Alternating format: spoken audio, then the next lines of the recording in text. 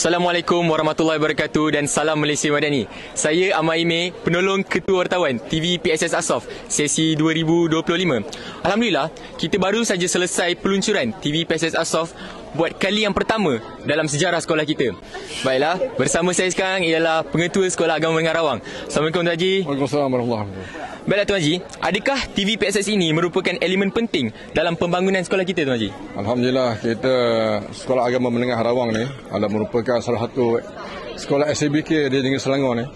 Jadi murid-muridnya adalah murid-murid yang terpilih, mempunyai pencapaian akademik yang baik. Oleh itu kita hendak memupuk untuk mencongkel bakat kepimpinan yang ada daripada murid.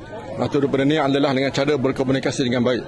Jadi sekolah menyediakan platform iaitu pusat sumber sekolah menyediakan TV PSS sebagai murid bagi menceburi bidang kewartawanan, penyiaran, bagi mencongkel bakat yang ada daripada murid untuk diketengahkan sebagai penyumbang kepada kecemerlangan sekolah, insyaAllah.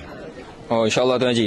Baiklah Tuan Haji, seterusnya, apakah harapan Tuan Haji terhadap TV PSS Asaf ini, dan juga boleh tak Tuan Haji beri pesanan sedikit kepada kami ni, iaitu barisan AJK yang merupakan tonggak utama dalam menjayakan program ini Tuan Haji?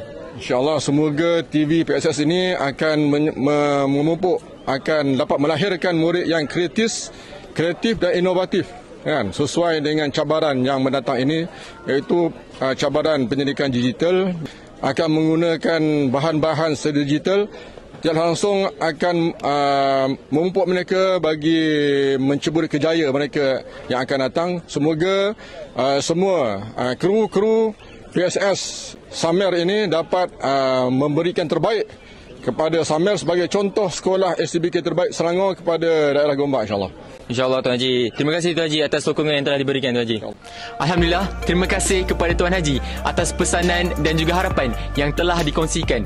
Saya berharap agar platform ini dapat mencungkil bakat pelajar sekaligus dapat meningkatkan kecemerlangan sekolah ini.